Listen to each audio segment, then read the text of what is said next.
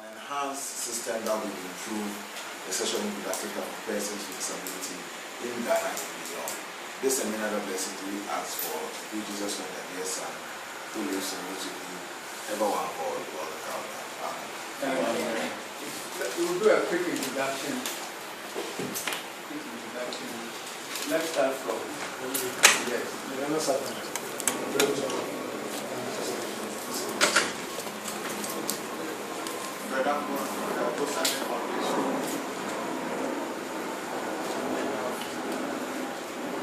Say again, which of foundation? Gosane. Good Samaritan. Oh, okay.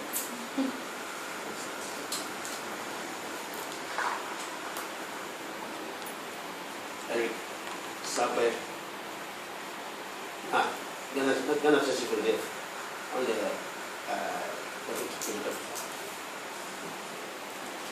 John Inku, Future Hope International Director. Come on, so Solomon the Peter.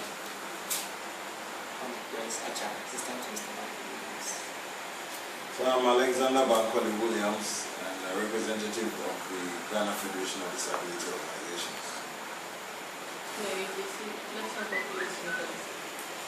under the National Council on Persons with Disability. Sakosa Motufo, National Service Personnel, NCPD. Okay, you are all welcome. The purpose of today's meeting is to have an interaction on a report.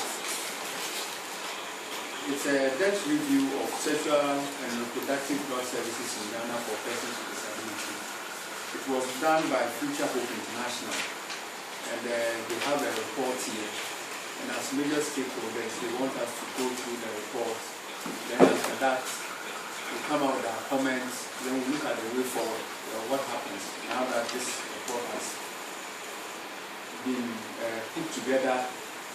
What do we do with the findings or with the gaps identified? What do we do so that those gaps identified could be filled, if we can say that?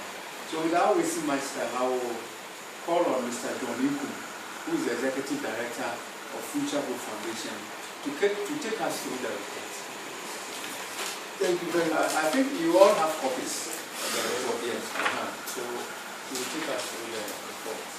Yeah. Future Hope International is an organization of persons with disabilities. Actually, based at Pittsburgh, Agotino district of the Volta region. Our vision is to promote the right of persons with disabilities. And we have a mission of working together with relevant stakeholders to promote advocacy and then influence policies and legislations. In 2014, we met in New York, and then again in 2015 and 2016, we met in Geneva. And so we're talking about sexual and reproductive health services or rights for persons with disabilities. And so with the support of the Disability Rights Fund, we were able to conduct a test review on sexual reproductive services. The aim of the review is to identify, collect, compile, and synthesize the policies that are available on sexual and reproductive health rights in Ghana and assess the inclusion of disability in the policy document. When we met in Geneva, the experts are saying the right to sexual, first of all, the right to sexual and reproductive health is indivisible from human rights. In other words, they are talking about it is a right like other rights, like right to education, right to information, right to all these things. And so the right to sexual and reproductive health is not only an integral part of the general right to the health, but fundamentally linked to the enjoyment of many other human rights, including the rights to education, work, and equality, as well as the rights to life, privacy, freedom from torture, and individual autonomy. UN experts have said in an authoritative new legal commentary. And so what we review, the document is such a very huge document. So we quickly have to go to the suggestions and then what we have identified so far. And so I'll take you quickly to discussion, which is page 17. Let us all go to page 17. That is the discussion.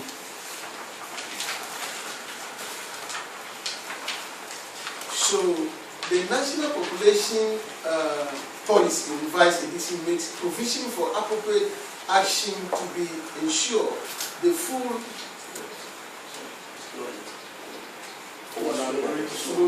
Yeah. Oh yeah, sorry. Okay, you sign it. Oh, It's fast. Yeah. The National Population Policy Revised Edition makes provision for appropriate actions to ensure the full integration of the age, children, youth, and persons with disabilities into society. This is as a result of the principle that this is a result of emergence of new concerns on the above vulnerable group. This policy is a commitment to the principle that a well-managed population resource is a fundamental requirement for sustainable development. Now, the Adolescent Reproductive Health Policy specifically categorizes special groups to include mentally disturbed and physically challenged who needs attention. Their needs, demands, and the strategies for meeting these needs could be different from each of the groups known. The National Reproductive Health Policy and the standards state that decisions regarding family planning for the mentally disturbed should be made by the next of kin. This policy focuses on birth control for mentally disturbed women. The Criminal Code has provision on abortion that have some significance for persons with disabilities, although abortion is illegal and a criminal offense in Ghana. The Criminal Code provides exemption for women with developmental disability, referred to as female idiots, and those situations where there is substantial risk that is child were born, it may suffer from or later develop a serious physical abnormality or disease. No reference to disability issues. In Ghana, the Demographic Health Survey examines the relationship between sexual reproductive health and a set of variables on the demographic characteristics and health status of the population in Ghana. The aim is to understand how these variables influence sexual reproductive health behavior, and so doing identifies groups at risk for appropriate policy and problematic intervention. The National Survey of Adolescents also provides information on adolescent risk-taking and health-seeking behavior in regards to STD and intended pregnancies. So National Population Policy made provision in the policy to eliminate discrimination against persons with disabilities, but there was nothing specific regarding access to sexual reproductive information and service for PWDs. Similarly, the National HIV/AIDS and STI policy did not make reference to persons with disabilities. Therefore, it is impossible to determine the extent of inclusion of persons with disabilities in the two studies on sexual reproductive health status. All the above documents do not have information or data on PWDs as findings show, but it cannot be concluded that persons with disabilities were not included in the studies.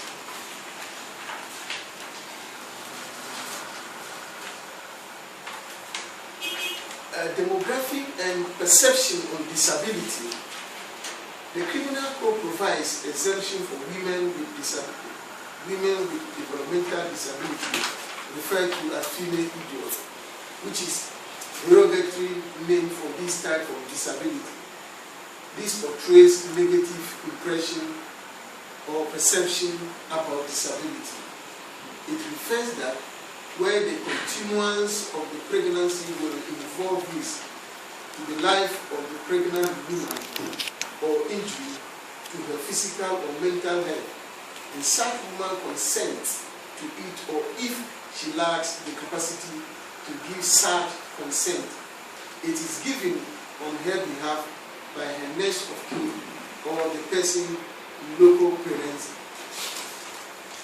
First, permitting the reproductive rights of women with disabilities to be controlled by others is discriminatory and infringe on the reproductive rights of persons with disabilities, especially women with developmental disabilities. Can I continue? May I make a suggestion? Okay. I can tell that what they discussed was 1, 2, 3, 4, 5. They discussed 5 different areas. They discussed documents that in some part made reference to disability issues. And then there were others that made no reference to disability issues at all. Those that made derogatory remarks and perceptions of disability that were not acceptable, and where there was ambiguity in some of the discussions, and then where they categorized specialized groups and all of that. Is that correct? Yes. So we have the document in front of us. We all know what's gone in there. Can we concentrate on the gaps that you identified? And then look at the recommendations that you are trying to make. Okay. Yeah. So does everybody agree in order? Yeah. In order to save time, let us quickly go to the gaps identified. Yes. Policies on reproductive rights make provision for specific groups whose peculiar needs would make it impossible for them to benefit from policies for the general population. These groups have been categorized as special because their concerns are vastly different from other groups.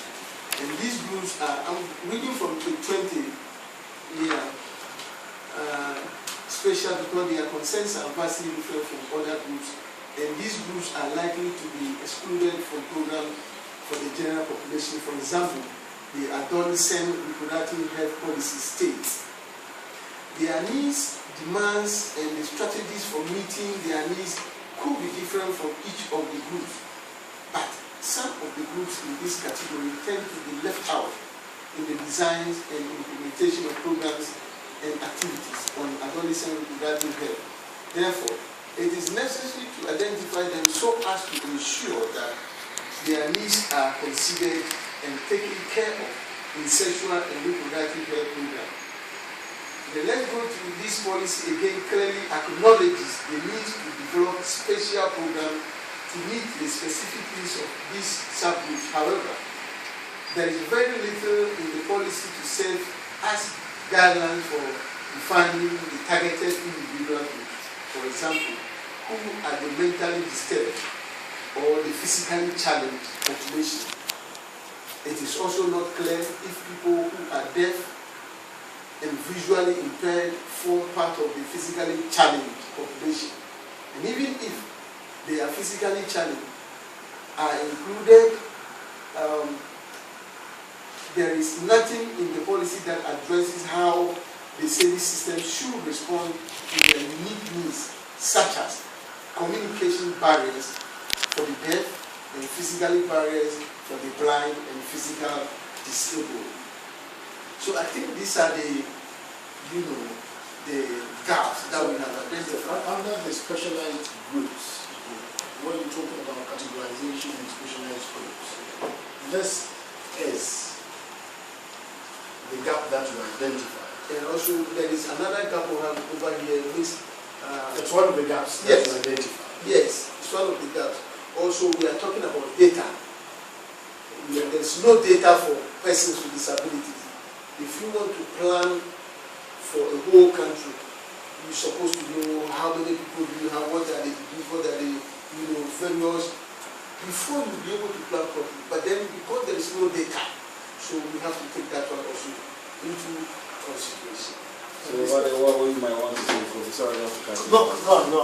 just to clarify that when you say there is no data, you actually mean that there isn't disaggregated data. Where you can specifically refer to people with disabilities. Yes. So there isn't that disaggregated data. That is what that's one of the challenges with data. The other one is that from 6132, we suggest that the policy document only refers to mentally disabled people and not differently from concerns of women general. So it's sort of assumes for all of them. Okay. This assumption is for women.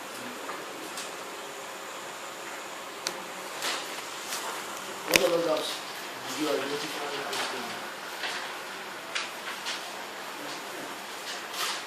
I'd use just that because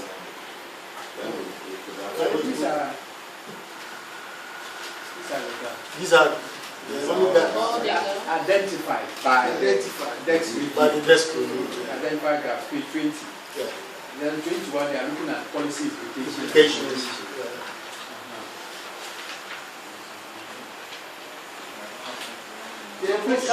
Can you go over the gaps and Yes. have to identify? Let me also say the National Population Policy make a provision for appropriate This action. booklet doesn't have page 21. Oh, is that so? We are still in page 20. You don't have this booklet. That's okay. It's changed. Okay. The National Population Policy revised edition make provision for appropriate action to ensure the full integration of persons with disability into society.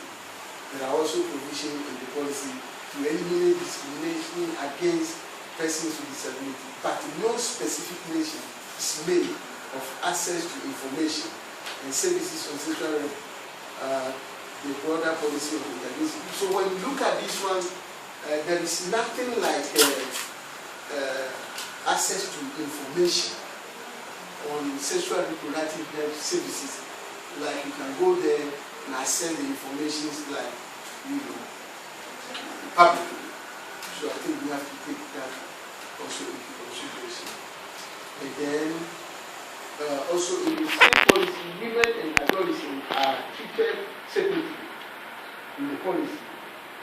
PWDs and the age are treated as one group. And the same strategies prescribed for both, although they do not have the same set of concerns and needs. You understand what I'm talking about? So we have to take that one also into consideration. That the review shows that persons with disability have received little or no attention in sexual reproductive policies. And research in Ghana, findings indicate that major studies on sexual reproductive issues such as the GDS and NA do not have data on PWD that were not included in the studies. The lack of data, I come back to that basically, so I think that is it. The policy documents are there, but then those are the gaps where, because of the 40-year development plan that going on, it is important that those gaps filled before it's been given out. Otherwise, we are talking about 40 years. From now up to 40 years, some of us will be very old, or some of us will not be alive. And therefore, our contribution will be minimized, or we can't even contribute at all to that particular policy. So this is the time we have to do our best. Thank God for Disability Rights Fund for supporting us to fill the gaps.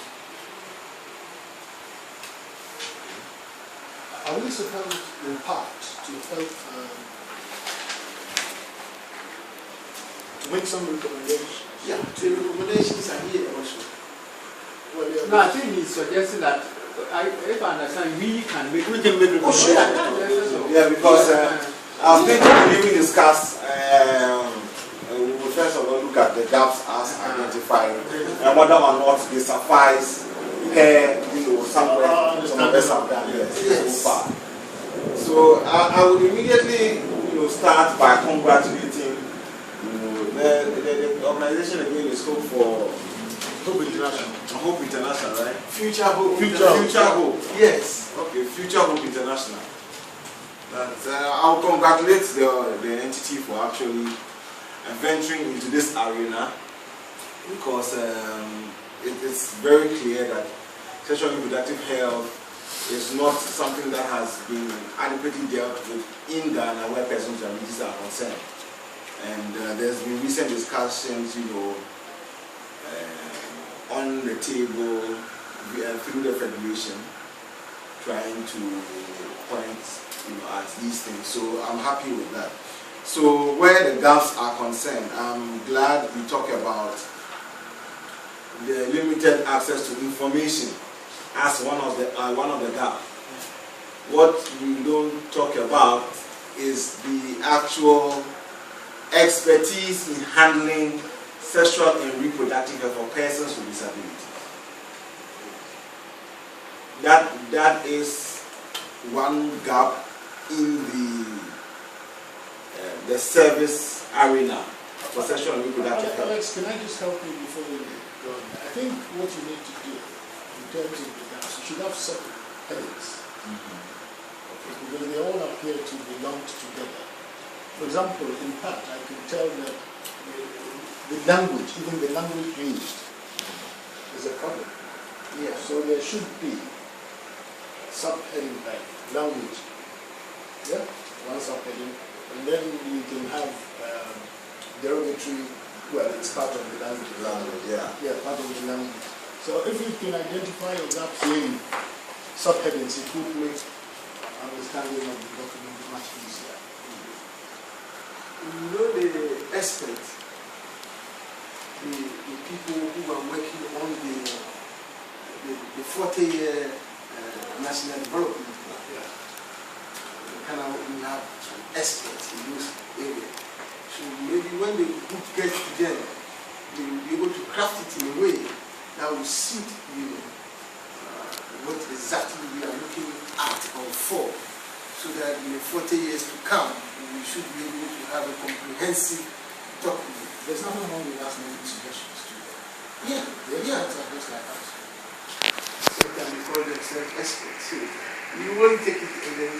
I think the secretary I think that's what Alex said. Yeah. That It's also expertise in handling. and I think it brings to focus all these things. Yeah. The secretary is taking note of. So I think, Alex, you were making a point. Yes, you're making a point. I was clearly indicating that expertise on the part of health workers to deal with sexual and reproductive or persons with disabilities is in some cases minimum or non-existent. So it is something we ought to pay attention to. Again, equipment and medical equipment and devices for dealing with sexual and reproductive health of persons with disabilities in some cases are not accessible. Examples being, when you look at One's SRH behavior and the resultant risks. The present review sought to broaden the concept of vulnerability to include a specific group, the disability community, in parentheses, within the larger Ghanaian community. Furthermore, the review has the potential to make SRH needs of PWDs visible and create awareness about other issues concerning this subgroup, and thus possibly ignite interests in disability in national policy making research. Disability statistics remain underdeveloped. Recently, in 2010, Ghana collected information on disability through census, but the official data still remains debatable. To a significant extent, the dearth of socio-economic data section and make recommendations based on your findings. Okay. You come up with lots and lots more recommendations than We've come up with so far. you have so far. Because I would just say that for the recommendations now, you've just spoken English. Also, I don't know if that would be possible, that Mr. Inku, if you can sit down with the Ghana Federation of Disability Organizations to look at the document and discuss. Then, like we are saying, come out with like they said, not that they are dismissing the work of that. No, Like to add to.